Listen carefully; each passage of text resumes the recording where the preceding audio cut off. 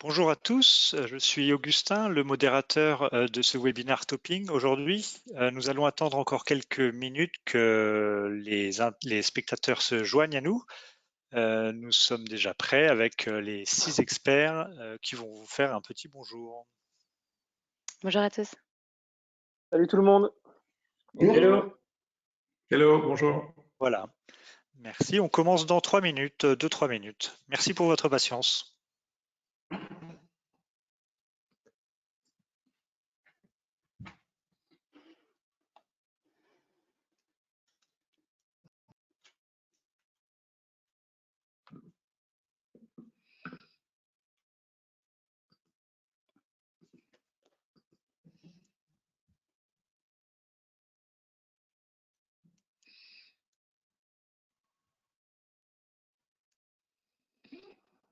Voilà, bonjour à tous ceux qui nous rejoignent et qui nous ont rejoints il y a quelques secondes. Nous allons commencer dans quelques secondes.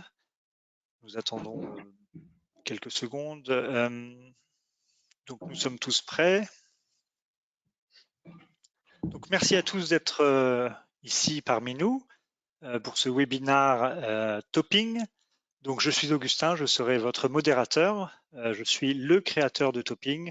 Topping, pour votre rappel, c'est une boîte à outils digitale pour les restaurateurs, pour vous. Ce sont 6 outils complémentaires qui se sont associés et c'est aujourd'hui utilisé par 24 000 restaurants en France. Ces outils vous permettent, vous les restaurateurs, de vous digitaliser, de digitaliser vos restaurants et donc de gagner en efficacité, de gagner du chiffre, de la marge. Aujourd'hui, nous sommes en plein confinement. C'est une situation extrêmement difficile pour vous les restaurateurs. C'est pourquoi nous avons décidé tous ensemble, tous les 7, avec les membres de la communauté Topping, de faire une sorte d'état des lieux et de partager avec vous ce qu'on a appris pendant ces 6 semaines. Nous avons des chiffres, nous avons identifié des tendances, nous avons aussi bien sûr des bonnes pratiques à partager avec vous.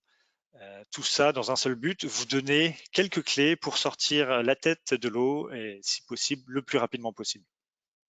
Donc nous allons donc échanger dans un format de table ronde pendant 45 minutes.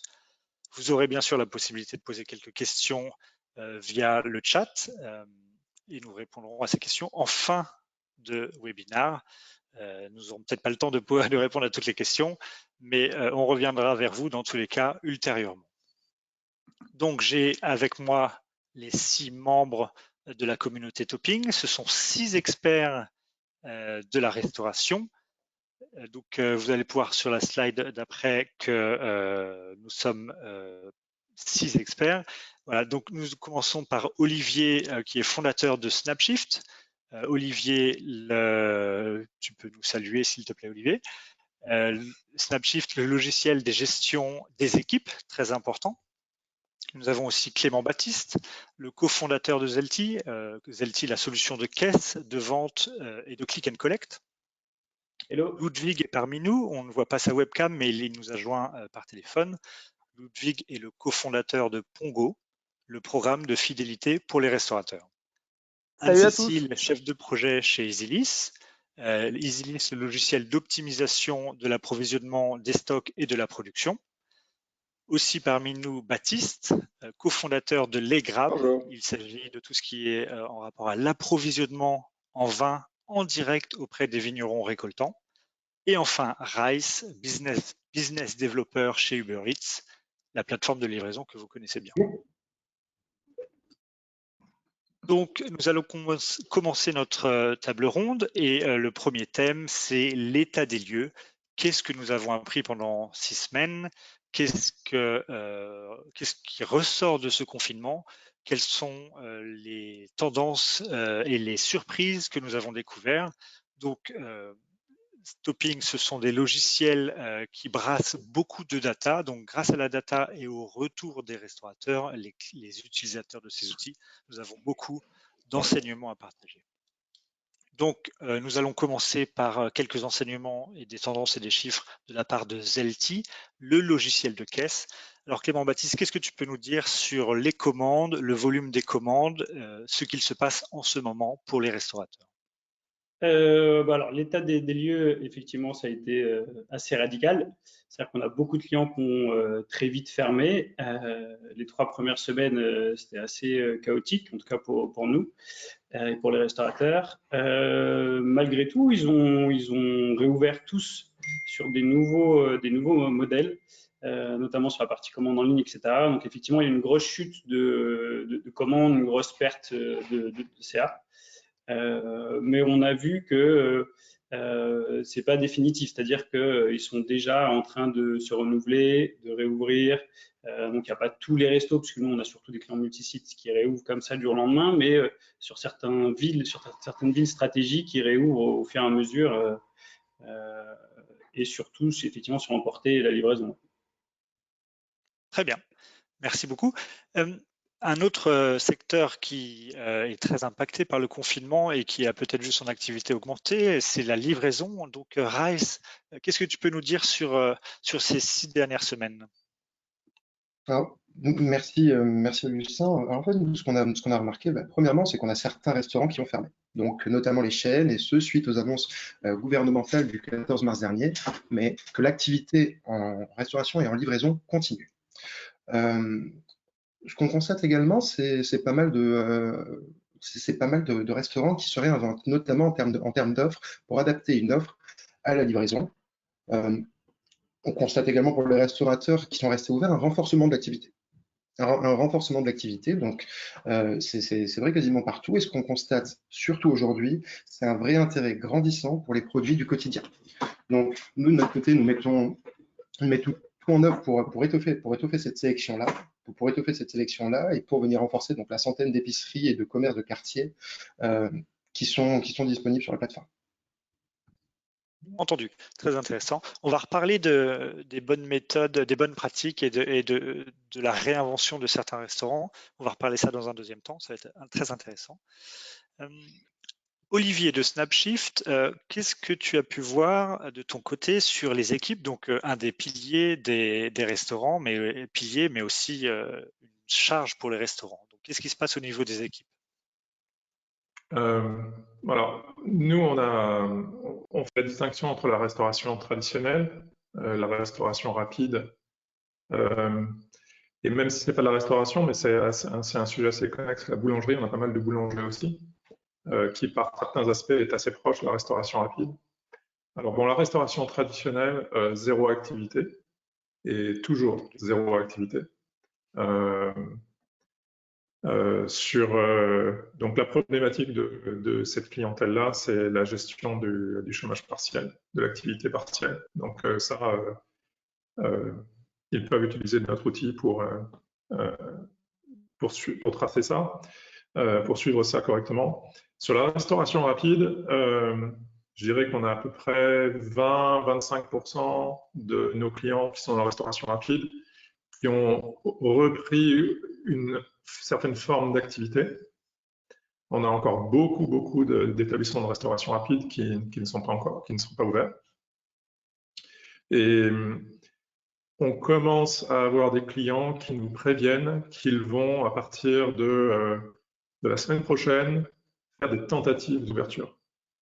Et à titre expérimental, et on a même des clients qui ont plusieurs points de vente et qui expérimentent sur un point de vente avant de penser à ouvrir plusieurs points de vente. Voilà, donc aujourd'hui, c'est quand même, on est sur des activités où on a, pour la restauration rapide, de notre point de vue, en ce qui concerne notre clientèle, on a quand même 75% des établissements qui sont fermés. Voilà, avec une reprise, toutes les semaines, on constate qu'il y a une reprise de l'activité, mais qui est jusqu'à présent qui est très faible.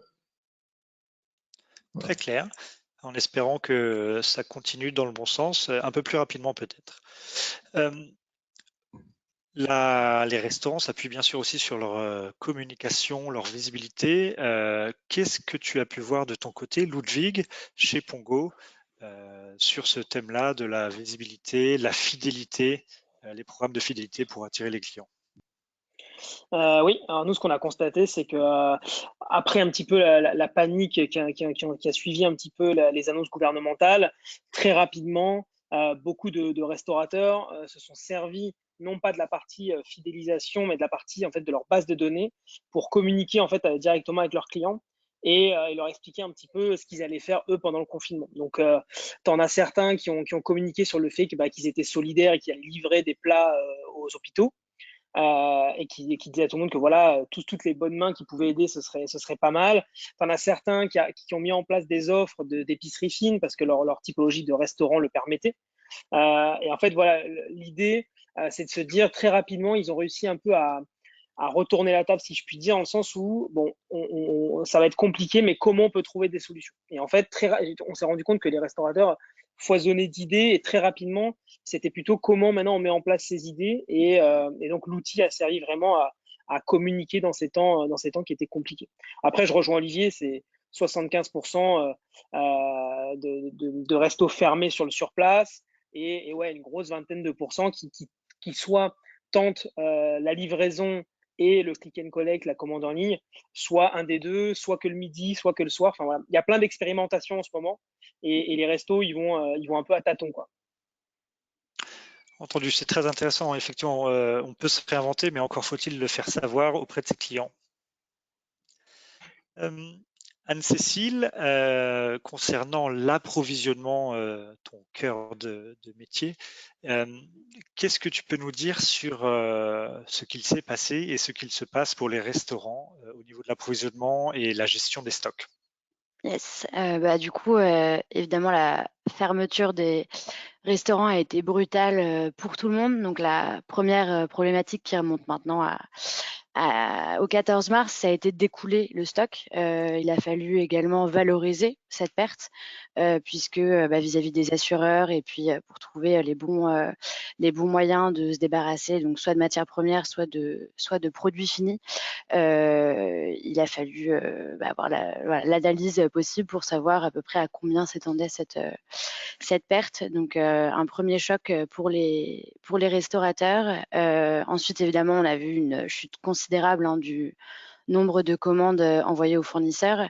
Même si voilà, on a un marché qui reste actif puisqu'on est aussi présent en restauration collective ou en santé. Les EHPAD, les hôpitaux sont plus que jamais en activité. Donc voilà, toute la restauration n'est pas à l'arrêt. Et puis on a pu voir aussi des cuisines centrales ou des laboratoires de production, notamment tout ce qui est restaurant virtuel type Frishti, Food Cherry, qui ont maintenu une activité qui a même augmenté, puisque voilà, la fermeture en fait de tous les restaurants a créé aussi une concentration des commandes sur les structures restées ouvertes. Pour les restaurants qui ont maintenu leur activité, il a fallu faire face à pas mal de problématiques, notamment vis-à-vis de l'approvisionnement, donc des fournisseurs qui ont arrêté de travailler ou alors qui ont continué de travailler mais en sous-régime, donc des coûts de logistique et de transport qui ont augmenté, des tournées moins fréquentes aussi, donc faire face à une organisation complètement nouvelle, puisque pour de les livraisons de frais, ça peut être assez problématique. Donc des impacts directs sur ce que peuvent offrir les restaurateurs et comment ils peuvent s'organiser. Et puis le deuxième gros point, ça a été aussi le cours des matières premières qui a été complètement en dents de scie, notamment le poisson qui a complètement chuté, qui a entraîné même des ruptures en fait, puisque des pêcheurs refusaient de sortir, ou alors après des cours mondiaux qui ont augmenté comme celui des céréales. Donc une situation assez compliquée.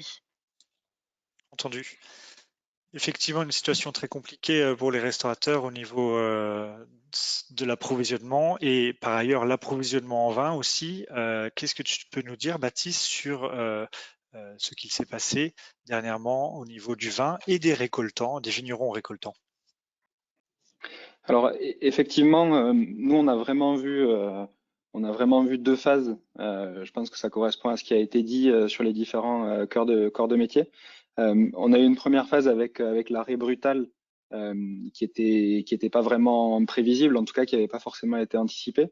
Donc il a fallu parer au plus pressé, s'occuper des stocks périssables, s'occuper des plans de chômage partiel pour le personnel, communiquer aussi avec sa clientèle habituée, comme ça a été dit.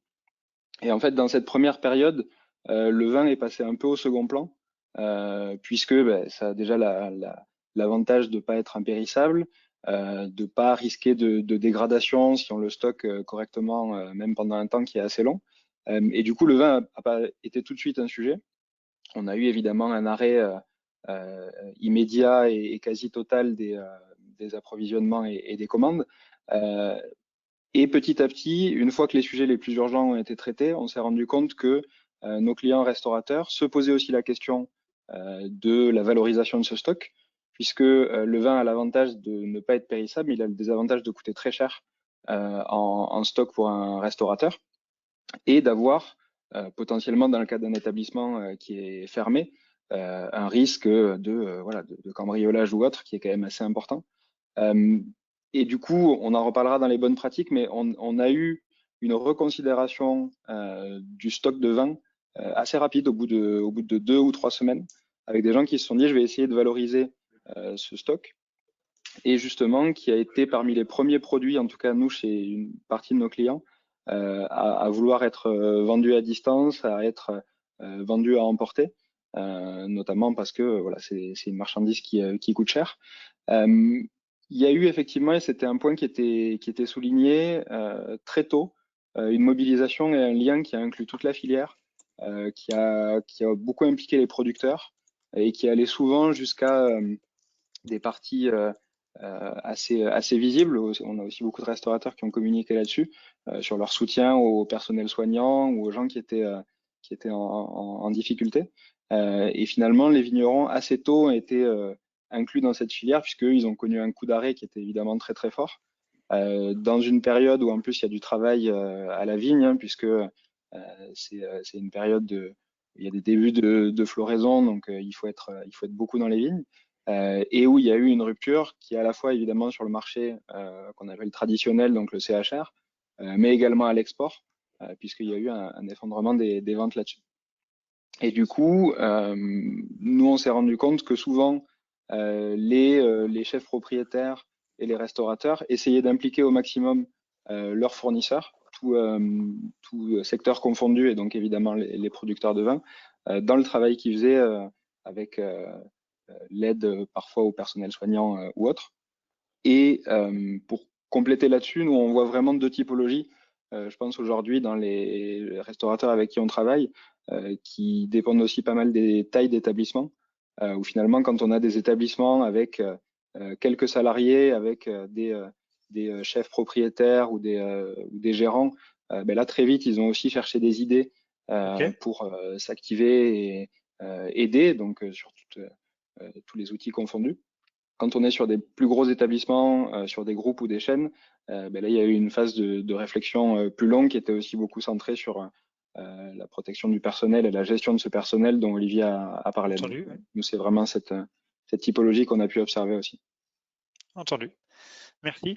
Donc, merci à tous pour d'avoir partagé vos enseignements. Voilà, on a fait un rapide état des lieux tous ensemble.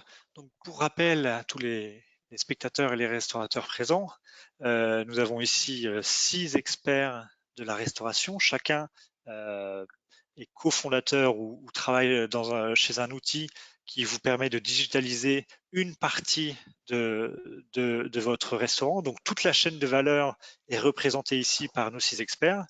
Et on va passer à la deuxième étape de ce webinaire. On va parler des bonnes pratiques. Donc, c'est ça qui va vous intéresser et nous avons un peu plus de temps pour partager chacun les bonnes pratiques. Donc, comme je le disais, Topping permet de digitaliser toute la chaîne de valeur de votre restaurant, toutes les parties de votre restaurant. Donc là, je vais faire tourner le micro un peu dans un autre sens, un peu de la fourche à la fourchette. Donc, je vais commencer par EasyList pour parler des bonnes pratiques que vous avez vu mettre en place, les bonnes surprises, ce que vous conseillez à vos clients. Au niveau donc de l'approvisionnement, de la production, on a bien compris que même les fournisseurs étaient fortement impactés. Donc Anne-Cécile, quelles sont les bonnes pratiques au niveau de la gestion du back-office, de la production et de l'approvisionnement pour les restaurants à mettre en place dès maintenant?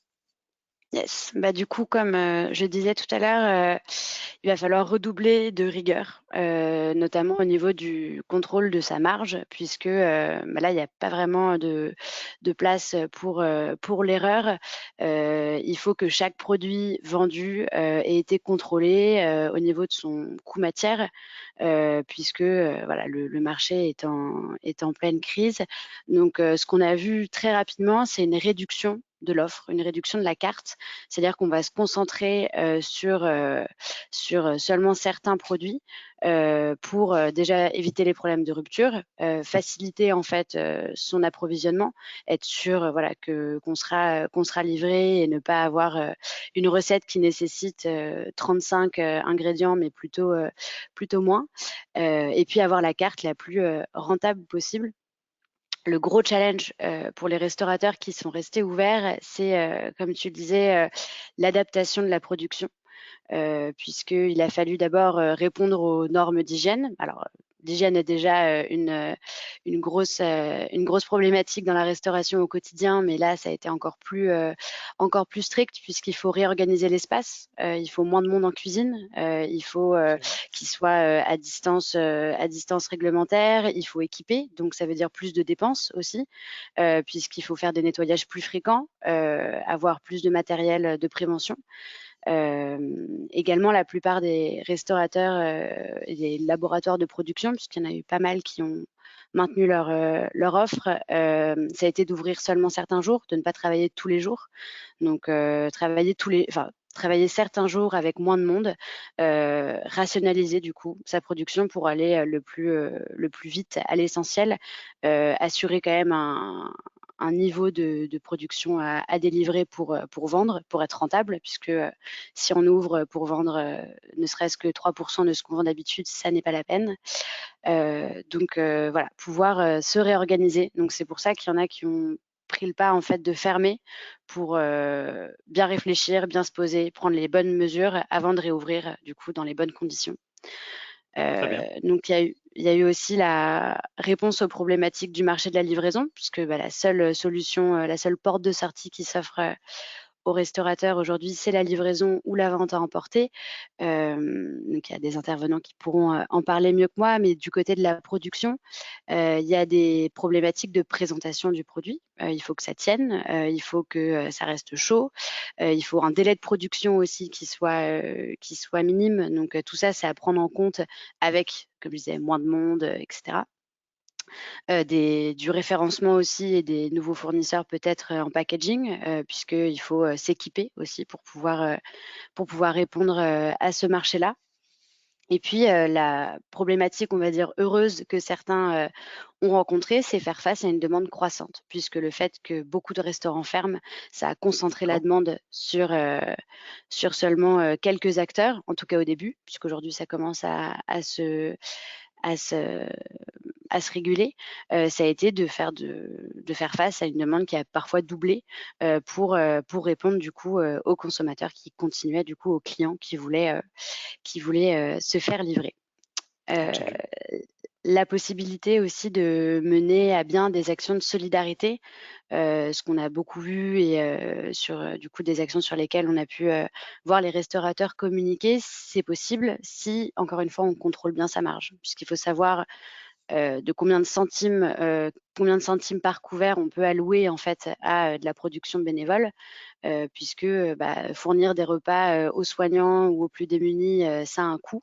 Et donc c'est possible si on contrôle strictement la marge brute par plat.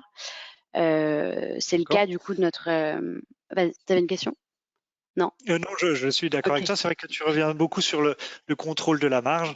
J'entends que c'est impératif, encore plus dans cette période extrêmement compliquée et au niveau des revenus. Donc la marge, le maître mot de tes bonnes pratiques.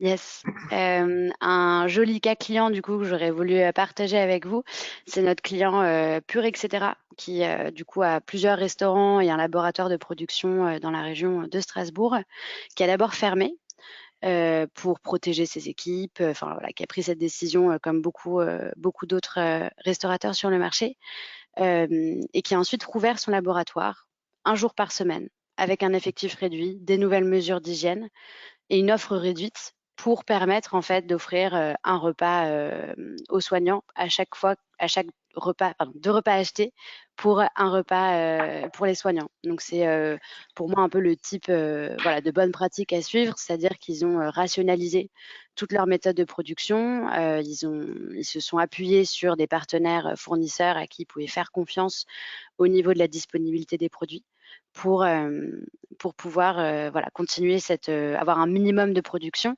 et en même temps participer à son échelle à la crise. Très bon exemple. Très Ouais, bon exemple, merci Anne-Cécile. Et je pense que les spectateurs pourront retrouver plus d'informations sur le site de EasyLis.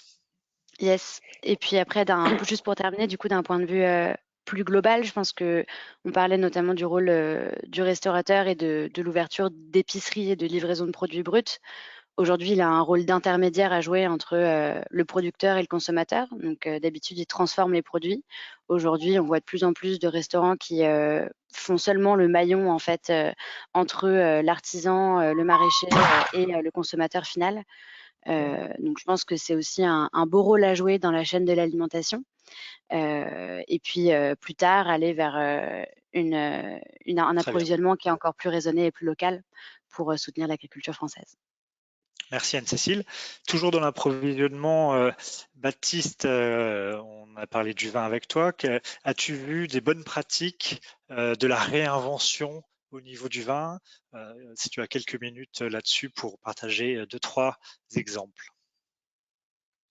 Merci Anne-Cécile pour la passe décisive. Effectivement, si je commence là-dessus, nous on a vu naître assez vite et de plus en plus une logique d'hybridation en fait un petit peu de points de vente qui étaient uniquement restaurateurs, qui deviennent parfois restaurateurs et épiceries, restaurateurs et épiceries et cavistes.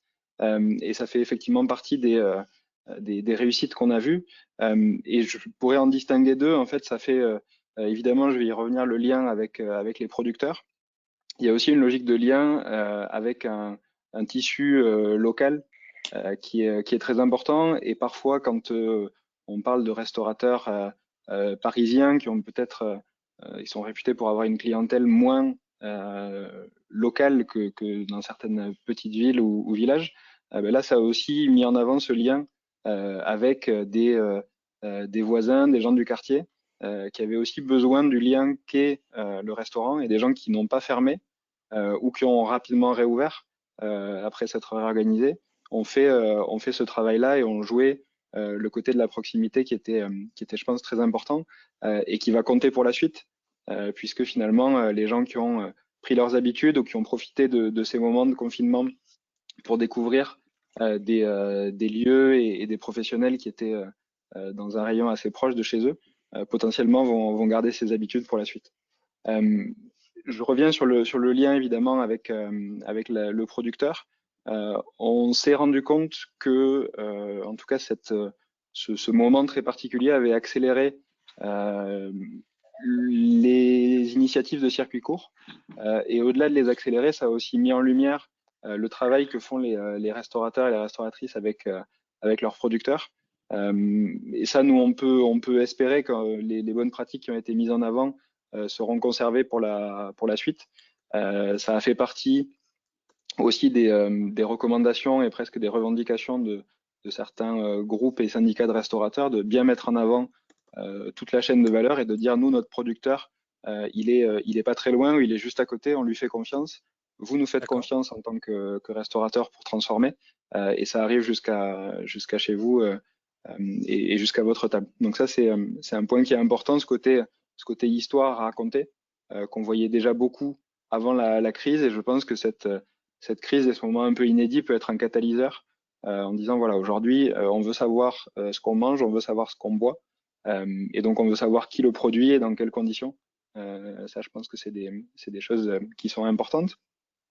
L'autre aspect qu'on a vu et qui va certainement se poursuivre, outre cette hybridation qui a très bien marché pour un certain nombre de clients, c'est aussi la place du vin, où Anne-Cécile a beaucoup évoqué le sujet des marges. Il y a aujourd'hui encore pas mal de restaurateurs qui qui n'ont pas forcément intégré le vin dans la construction de leur marge. Il faut savoir que sur certains établissements, le vin, ça peut être 25, 30, voire 40% du chiffre d'affaires. Et parfois, c'est jusqu'à 50% de la marge qui est réalisée, puisque on a la possibilité, en tout cas, beaucoup de professionnels appliquent des coefficients qui sont intéressants au niveau rentabilité. Donc ça va aussi certainement, en tout cas, nous c'est ce qu'on peut imaginer, repositionner vers des bouteilles qui tournent bien, pas forcément des vins trop chers, mais voilà, des bouteilles avec des bonnes rotations sur lesquelles les marges sont convenables. On revient sur le sujet de la marge, chère à Anne-Cécile, et je pense chère à tout le monde. C'est sûr que c'est un discours, c'est le fil rouge un peu du discours de chacun en ce moment. As-tu quelque chose à rajouter, un dernier point? Simplement, oui, pour parler de cet approvisionnement et des circuits courts, puisque outre le fait pour le client final d'avoir de l'information, d'avoir du contenu sur le producteur de sa matière première ou de sa bouteille de vin, il y a aussi une logique de flux tendu et de rotation où c'est certain que de moins en moins d'établissements vont pouvoir se permettre de garder un stock important de vin, et le circuit court, en tout cas la relation directe avec le vigneron, peut permettre d'avoir en toute confiance le stock là où il devrait être théoriquement, c'est-à-dire chez le producteur, et d'avoir des systèmes pour s'approvisionner en flux tendu sans être obligé de surstocker, donc de pouvoir aussi s'adapter très rapidement à la demande ou aux aléas qui peuvent encore arriver. Merci Baptiste. On continue notre parcours de la fourche à la fourchette. C'est bien d'avoir les produits, les fournisseurs. Encore faut-il avoir les équipes pour travailler tout ça. Olivier, que peux-tu nous dire sur les bonnes pratiques? Qu'est-ce que tu conseilles aux restaurateurs en ce moment? Dans les semaines, peut-être mois qui viennent, en fait, on va être dans une période un peu exploratoire, un peu expérimentale, où en fait, la question que se posent beaucoup de restaurateurs aujourd'hui, c'est même avec une activité réduite, est-ce que ça vaut le coup d'être ouvert? Est-ce qu'en étant ouvert, je perds pas plus d'argent que si je restais fermé? Absolument. Et moi, j'ai plusieurs restaurateurs qui me disent que d'ores et déjà, ils n'ouvriront pas avant début septembre. Je ne dis pas que c'est un sentiment généralisé, mais je l'entends. Tout ça pour dire que la question se pose. Alors, ce que je vois également, c'est des restaurateurs qui sont en mode un peu expérimental, qui disent OK, je vais ouvrir pendant une semaine, je vais tester, je vais voir comment ça fonctionne, je vais adapter mes équipes, mon organisation, peut-être sur un point de vente, puis après sur un deuxième. Vraiment, on y va à tâtons. Ce que ça veut dire, c'est qu'en termes d'organisation des équipes, il faut être très très agile. Il faut s'attendre à faire évoluer ces équipes, l'organisation d'une semaine à une autre, et donc faire appel au chômage partiel, et peut-être d'une façon différente d'une semaine à une autre. Ça soulève comme question un très bon suivi des heures, une très bonne planification des équipes, et un bon suivi des heures pour des questions d'équité aussi entre salariés. De ne pas mettre tout le temps les mêmes salariés en chômage partiel et puis les autres les faire travailler, parce que du coup, ça crée des écarts de rémunération. Et surtout en ce moment, il faut essayer de préserver l'esprit de corps au sein de ces équipes. Et donc, on essaye d'équilibrer la charge, l'activité partielle sur ces différents effectifs. Donc, il y a un vrai travail de planification fine à la semaine à faire, et ça c'est pour maintenant, mais ça va être encore pour de longues semaines certainement. Voilà. Et sinon, bien évidemment, en tant que chef d'entreprise aujourd'hui, confiné, avec des salariés qui sont eux-mêmes confinés, qui ne savent pas quand ils vont reprendre le travail et dans quelles conditions, c'est très très très très important de communiquer avec ces équipes, de maintenir le lien afin que en fait, il soit le moins cabossé possible quand quand les rideaux vont se lever. Voilà. Très bon point. Effectivement, l'esprit d'équipe, l'esprit d'entreprise. Merci Olivier. J'entends cette notion d'expérimenter et de tester, très important à mon sens. Concernant les clients et faire revenir les clients, les faire venir ou les faire revenir, Ludwig, es-tu en mesure de partager quelques bonnes pratiques et peut-être quelques exemples? Ouais, nous on a vraiment vu pas mal de belles choses et de créativité là pendant le confinement. Notamment, si je fais un peu le lien avec ce que disait Olivier sur la partie planification et au niveau des équipes, on a des restos par exemple qui, ne sachant pas encore, comme le disait Olivier, si ce serait rentable de réouvrir à moitié ou de réouvrir que sur de la livraison, que sur de l'emporter, etc., mais sans salle, commence un petit peu à jouer avec les dispositifs, notamment le chômage partiel, en mettant par exemple l'équipe à 50% au lieu de 100%. Et en fait, pendant 15 jours, il y a une équipe en rotation sur les restos qui va bosser sur l'emporter livraison. Et les 15 jours d'après, c'est une autre équipe parce que malgré tout, il y a beaucoup de gens dans les équipes qui sont demandeurs de pouvoir reprendre le travail parce que potentiellement, elles sont comme tout le monde, elles s'ennuient un peu à force. Donc, on a vu pas mal de choses à ce niveau-là. On a eu beaucoup de créativité, notamment sur la communication et beaucoup de restos ont bien compris l'importance là pendant ce moment de la base de données.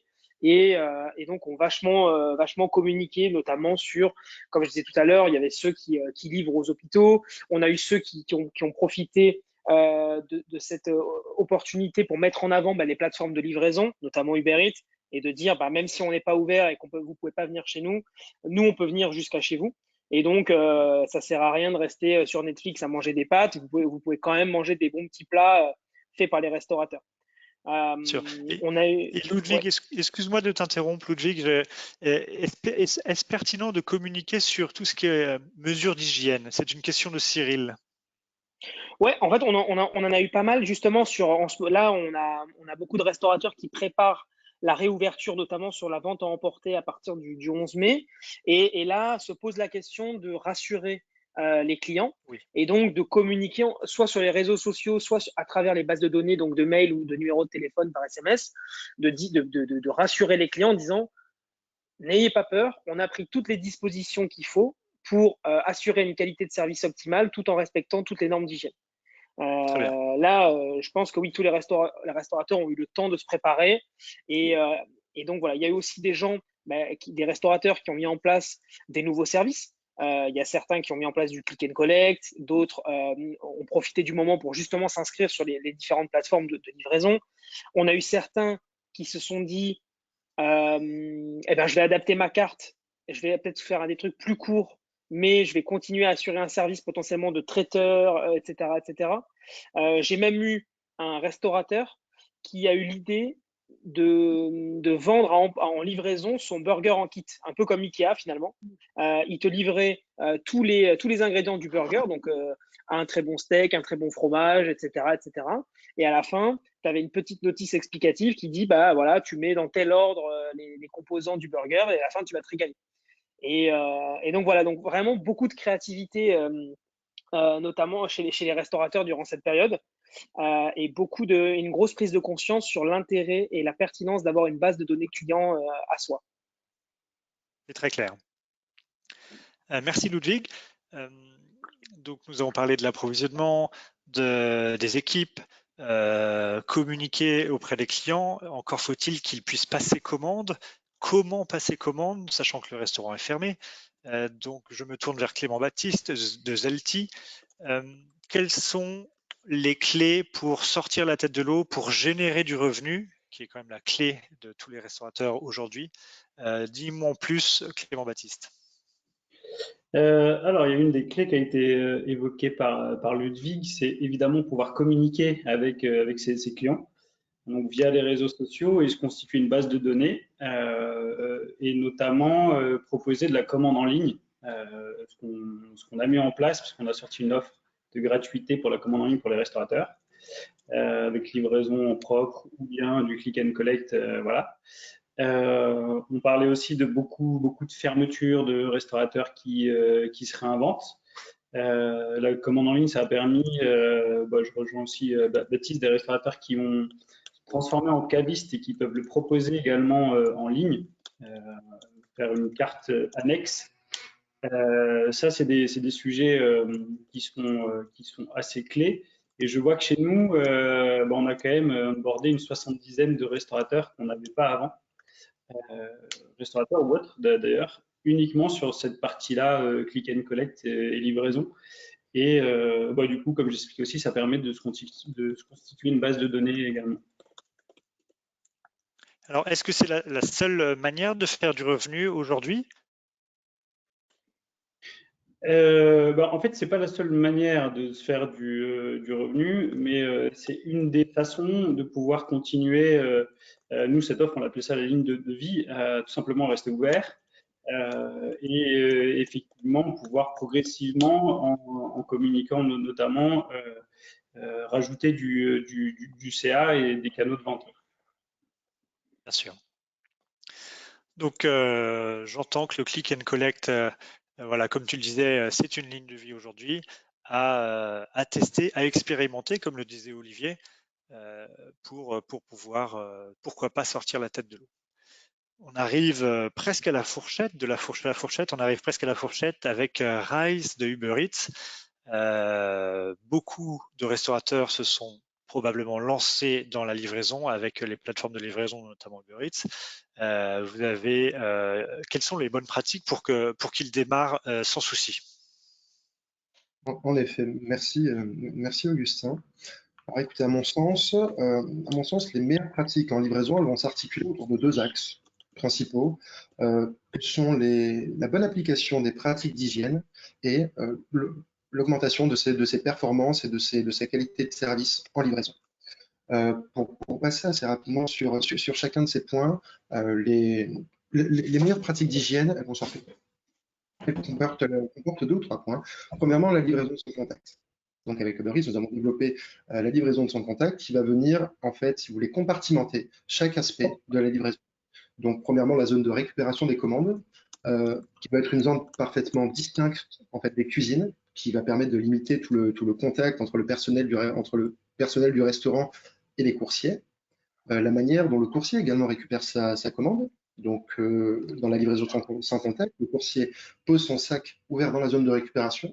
Le personnel scelle le sac et le repose directement en fait dans le sac du coursier sans qu'il n'y ait eu de contact entre eux. Et enfin, le dernier maillon de cette chaîne, c'est enfin le dépôt de la commande chez les clients finaux. Donc, les coursiers déposent la commande sur le pas de la porte des clients, qui est une étape relativement primordiale également pour avoir une livraison sans contact de bout en bout. En termes d'hygiène, on a également l'application des gestes barrières que vous connaissez bien et que le gouvernement a fait mieux que moi. Et enfin, on a également la partie nettoyage, désinfection de tout ce qui va être zone de travail. Donc nettoyer et désinfecter systématiquement toutes les surfaces, ustensiles qui peuvent être en contact avec la nourriture. Également, tous les contacts qui peuvent être manipulés par plusieurs personnes, toutes les surfaces qui peuvent être manipulées par plusieurs personnes. Je pense aux poignets, aux interrupteurs, aux stylos. Donc voilà, je pense que pour la partie d'hygiène, si on pratique en fait la livraison sans contact et qu'on applique assez rigoureusement ces consignes, sur lesquelles d'ailleurs Uber Eats communique, on a également créé un guide, si vous voulez, dédié à ces pratiques, qui peut être imprimé et affiché en cuisine pour avoir réellement les instructions à tout moment. Et enfin, la seconde thématique, à mon sens, c'est également les performances en livraison. Comment avoir les meilleures performances possibles en livraison pendant cette période de crise.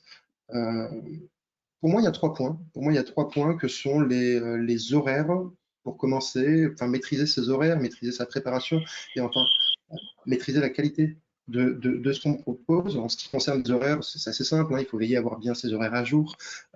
Si le restaurant ferme temporairement, bien penser à indiquer des horaires exceptionnels.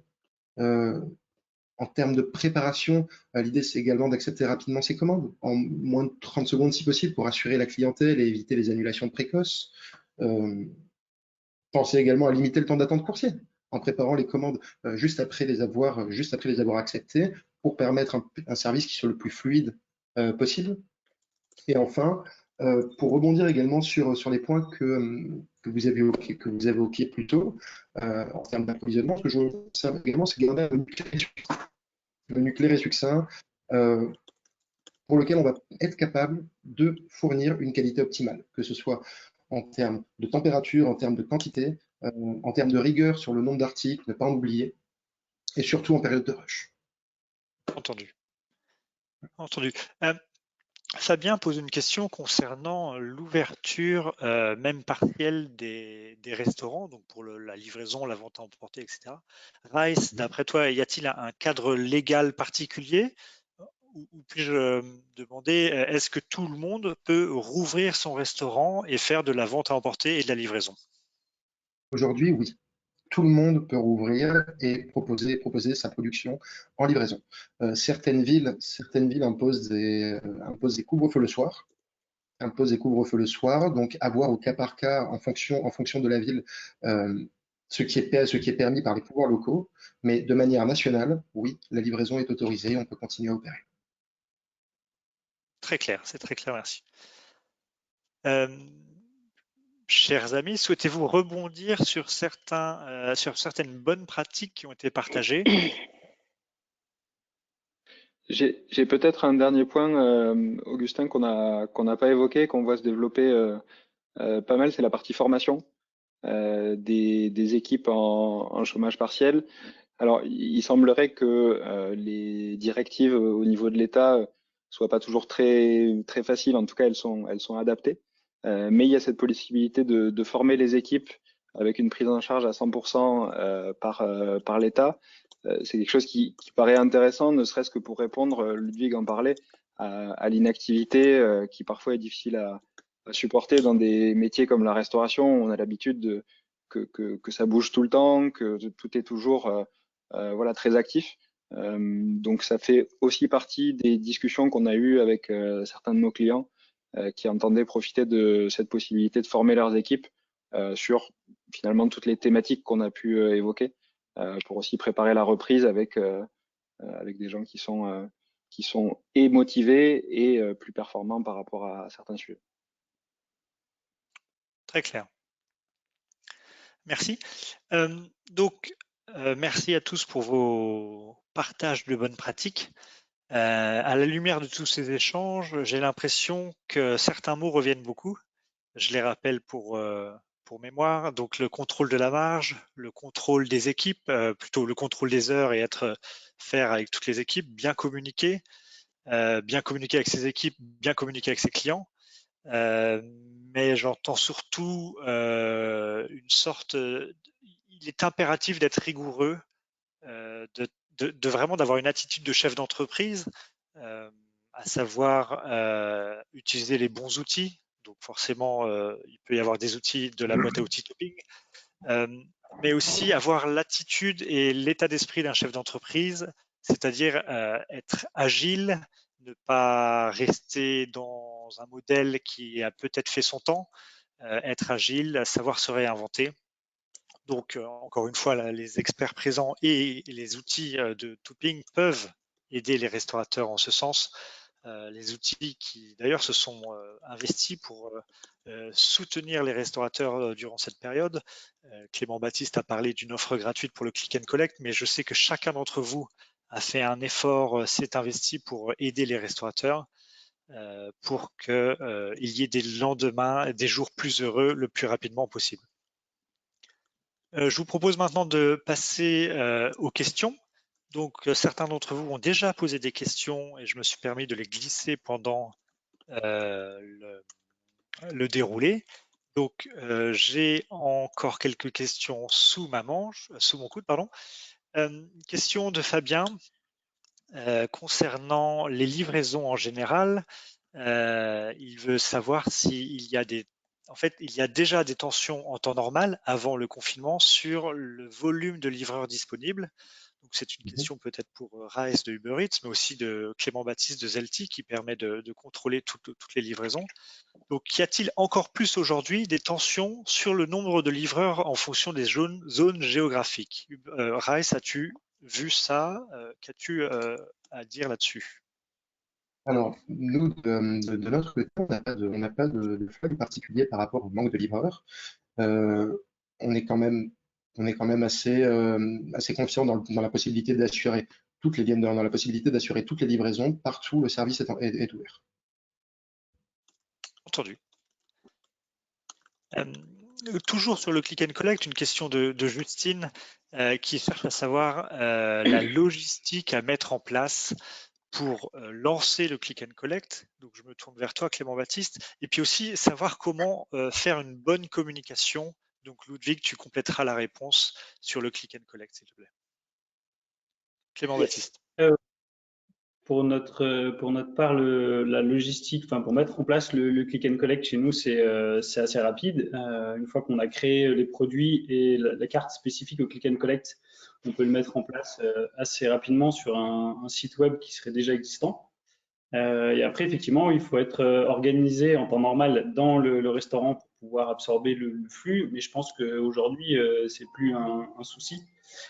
Si on a du flux, c'est plutôt une bonne nouvelle. Mais après, il y a effectivement au sein du restaurant, garder des mesures d'hygiène pour les salariés, ainsi de suite. Mais sinon, oui, ça peut se mettre en place assez rapidement. Et par contre, c'est très important de le communiquer sur les réseaux ou sur une base de clients. Ouais, en fait, je pense que là, c'est des choses qui sont complémentaires, l'outil Zelty sur le Click and Collect et Pongo, parce que Zelty permet vraiment de vous créer en fait un nouveau canal de vente que soit vous n'avez pas avant, soit vous n'aviez pas le temps de l'exploiter vraiment à 100%. Et en fait, Pongo vous permet vraiment de le mettre en avant, ce canal de vente, parce que si personne le sait que vous faites du click and collect, ça peut retomber comme un soufflé. Et l'idée, c'est vraiment que tout le monde soit au courant. Donc, ça passe par vos réseaux sociaux. J'ai vu que Google avait créé en fait des nouveaux dispositifs sur les fiches Google My Business pour dire que les restos maintenant soit étaient ouverts sur place, soit faisaient du click and collect, soit faisaient de la livraison. Donc, on est capable de dire à tous les clients qui font des recherches qu'on est ouvert et qu'on peut livrer ou faire de la VAE. Et pareil, vos bases de données, n'hésitez pas à partager le bon message en disant que potentiellement les salles sont fermées, mais que vous continuez à produire et que si les gens veulent bien manger, ils peuvent toujours venir commander chez vous sur votre site de commande en ligne.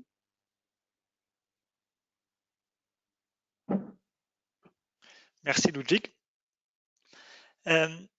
Je partage la question de Davy qui cherche à savoir, c'est peut-être un peu prématuré, d'autant plus que le Premier ministre est en train de faire un discours sur la réouverture des restaurants. Mais voilà, la question de Davy est sur comment redémarrer la restauration après les ouvertures de bars et de restaurants. Donc, comme je le dis, on n'a pas encore de date malheureusement. Comment en fait faire revenir les clients dans les restaurants malgré les règles de distanciation sociale. Je pense que qui veut répondre à cette question? Peut-être Olivier, sur les règles de distanciation sociale. C'est un peu une patate chaude parce que je pense que personne n'a la réponse. Oui, effectivement, parce qu'en plus, il y a beaucoup de restaurants qui sont des petits établissements assez exigus, il y a peu d'espace entre les tables, donc en fait, c'est le problème qui a été soulevé par beaucoup de restaurateurs, c'est la distanciation sociale dans mon établissement, ça va être compliqué, voire impossible, et si je la mettrai en place, ça va diminuer mon chiffre d'affaires par 2, donc dans ce cas-là, est-ce que je peux ouvrir? Les établissements de grande taille sont un peu plus facilités, bien sûr, un peu plus arrangés. Mais on n'a pas de date encore. Je crois qu'à la fin du mois de mai, peut-être qu'on aura une date. Donc malheureusement, pour le moment, on est dans le noir complet. Ouais, de toute façon, pour faire revenir les clients, il n'y aura pas de 36 solutions. Je pense qu'il va falloir communiquer à outrance, l'annoncer sur les réseaux sociaux, que on a adapté l'offre, on a adapté aussi le resto aux mesures d'hygiène, aux gestes barrières, tout simplement qu'on est ouvert, qu'on livre, qu'on fait de l'emporter. Et ça, je pense que les restaurateurs, il ne faudra pas hésiter à matraquer des messages forts en disant on est là, on existe et on est reparti, quoi. Effectivement. Après, on peut être optimiste et se dire qu'on a tous qu'une envie, c'est de retourner au restaurant. Mais que je suis clair. d'accord, être optimiste, mais bien sûr, être optimiste et être agile, je me permets de le redire parce que c'est quelque chose que vous avez tous mentionné entre les lignes. Donc, le temps d'avant, voilà, ça ne sera pas forcément comme avant. Sachez être agile, chers restaurateurs. J'ai quelques questions encore sur le click and collect, bien sûr. Donc Bernard posait la question sur la vente en direct de matières premières par le click and collect, un peu comme l'exemple de Baptiste avec les restaurants qui se transforment en cavistes. Mais là, il s'agit de vente de matières premières. L'exemple de Big Mama qui annonce qu'ils vont mettre en place le click and collect dans un style d'épicerie. À mon sens, on a répondu à cette question en disant que c'était effectivement un bon relais de croissance et un moyen de faire du revenu, de la communication. Encore faut-il savoir être agile. Une question de Patricia. À qui s'adresse-t-on pour mettre le click and collect en place? Il y a plusieurs acteurs sur le marché. Topping est une boîte à outils. L'outil click and collect de Topping, c'est Zelti, donc zelti.fr ou Clément Baptiste, enfin zelti.fr. Vous aurez vos réponses. Ainsi que je réponds à Fabien directement. Fabien, vous aurez votre réponse sur le paiement en ligne et comment lier le tiers de confiance système monétique à votre restaurant ou à votre compte bancaire. Je vous invite à aller vers zelti.fr qui pourra répondre à vos questions. Augustin, si je peux rebondir une seconde sur effectivement le sujet des lieux hybrides, il y a un point que j'ai pas évoqué tout à l'heure et je pense qu'il peut être convaincant pour les gens qui nous écoutent et nous regardent, c'est que finalement quand on va dans une épicerie, chez un caviste, on n'a pas forcément l'occasion de goûter les produits et finalement qui de mieux qu'un restaurateur pour nous montrer ce que le produit brut peut donner en produit fini pour faire goûter le vin évidemment. Mais je pense que c'est une démarche qui est intéressante de dire bah, vous avez aimé tel plat, voilà les produits bruts et voilà le producteur qui m'a permis de le réaliser. C'était cité tout à l'heure, mais je pense que cet aspect fourche à la fourchette, comme tu l'as dit, va devenir un vrai atout pour les établissements qui le font déjà et puis qui le valorisent derrière. Ouais, et puis c'est aussi un vrai relais à faire entre le faire valoir et mettre en avant des producteurs et des artisans qui sont souvent un peu dans l'ombre. Et puis aujourd'hui, c'est leur donner la place qu'ils méritent via ce chaînon de restaurateurs et qui du coup a vraiment un rôle à jouer pour tous les consommateurs. Effectivement, donc une bonne initiative pour générer du revenu, je reviens sur cet aspect hyper important, mais aussi pour raconter des belles histoires, comme le disent Anne-Cécile et Baptiste. Une question pour toi, Raïs. Donc, sur la livraison, les restaurateurs qui se mettent à la livraison, alors que ce n'était pas du tout leur modèle ou leur envie auparavant, est-ce qu'ils voient des nouveaux consommateurs arriver? Est-ce que ces nouveaux consommateurs restent? Ou est-ce que c'est de l'éphémère? Alors, je pense qu'aujourd'hui, il est peut-être un peu prématuré de parler d'éphémérité concernant la clientèle acquise pendant la période de confinement notamment. Je pense que c'est une question à laquelle on aura la réponse dans le temps. Ce qui est clair, c'est qu'on voit réellement un élan de dynamisme de la part des restaurateurs qui souhaitent proposer leur offre, en livraison, même s'ils n'en faisaient pas avant. Donc ça passe par quoi? Ça passe éventuellement par de la réinvention d'offres, ça passe par de la réinvention de plats qu'on peut proposer pour l'adapter à la livraison. Et évidemment qu'il y a de la commande, parce que la demande est toujours là. Parce qu'on a toujours de la demande. À savoir ensuite si ça restera dans le temps, et personnellement, je pense que si l'offre est adaptée, qu'on a des bons retours de clientèle dessus, il n'y a aucune raison que ça ne continue pas après le confinement. Entendu. Je te remercie. Excuse-moi, j'étais en train d'essayer d'obtenir l'information sur le discours du Premier ministre.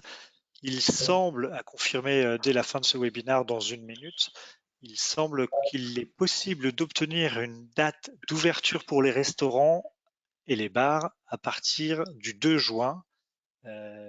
Je n'ai pas plus d'informations, c'est pas hyper clair. On va regarder tout de suite dès la fin Non, du moi, ce que webinaire. j'ai eu comme information, c'est que les rassemblements de plus de 10 personnes, enfin pas plus de 10 personnes jusqu'au 2 juin, et par contre, la date de réouverture sera statuée fin mai. Donc, ils n'ont pas mentionné les restaurants, ils n'ont pas donné de date officielle pour les restaurants encore. Ok. Et Très tous bien, les on va gros regarder ça événements dans de une plus de 5000 minute à personnes la aussi. fin du webinaire. Yes. Très bien. En tout cas, je vous remercie à tous, restaurateurs et spectateurs. J'espère que nous avons pu vous apporter des éclairages et des bonnes pratiques. C'était le premier épisode du webinaire Topping. Nous aurons un deuxième épisode pour rentrer plus dans le concret sur la réouverture et des notions très opérationnelles de comment faire. Dès que nous aurons plus d'informations sur la date autorisée par le gouvernement, donc on se retrouvera dans quelques semaines pour parler des mesures concrètes à mettre en place, encore les bonnes pratiques, avec tous les outils de Topping. Si vous souhaitez avoir plus d'informations sur ces outils de Topping, je vous invite à vous rediriger vers topping.fr. N'oubliez pas, vous êtes déjà 24 000 restaurateurs à utiliser ces outils. Je remercie particulièrement les intervenants, les experts dans leur domaine, Olivier, Rice, Anne-Cécile, Baptiste, Clément Baptiste et Ludwig, que nous ne voyons pas. Merci à tous pour votre temps et merci à tous, vous restaurateurs. Bon courage pour la suite. Merci. À plus. Merci, au revoir, à bientôt. Au revoir, au revoir.